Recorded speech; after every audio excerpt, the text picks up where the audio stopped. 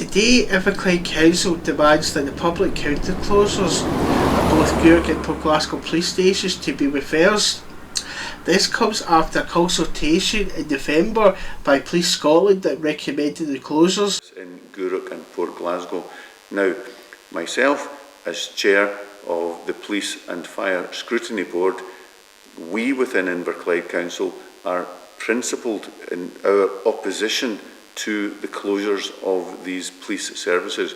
We believe that this will lead to a diminution of opportunity for contact with the police. Council response to the consultation was that it would be perceived as a reduction of service and that the police would not be visible to the public.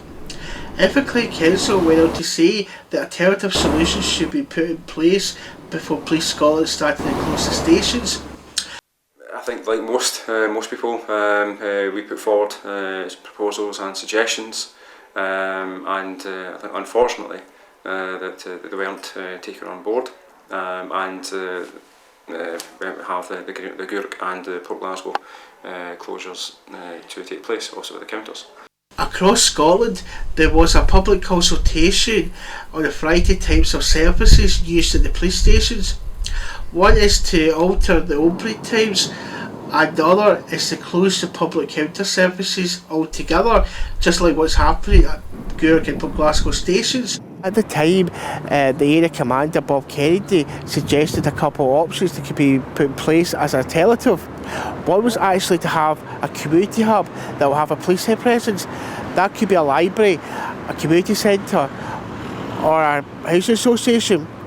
The other one was put forward was actually a mobile unit that would go to the area's crime spots. A statement from Police Scotland said the view of the public counter services is to ensure that Police Scotland is committed to maximising police officers on the street, and the community is working to keep people safe and the high standard of service the public expects. Don't want to be seen going into police stations and fear reprisals. And the police face exactly the same dilemma as Victims Support Scotland does, in as much as we're aware that there are people who have been victims of crime, but for various reasons, including reprisal, choose not to report it directly to the police. If any member of the public needs to contact the police stations involved, please dial the non-emergency number 101 to make an appointment. This is David Thompson for Edinburgh Napier News.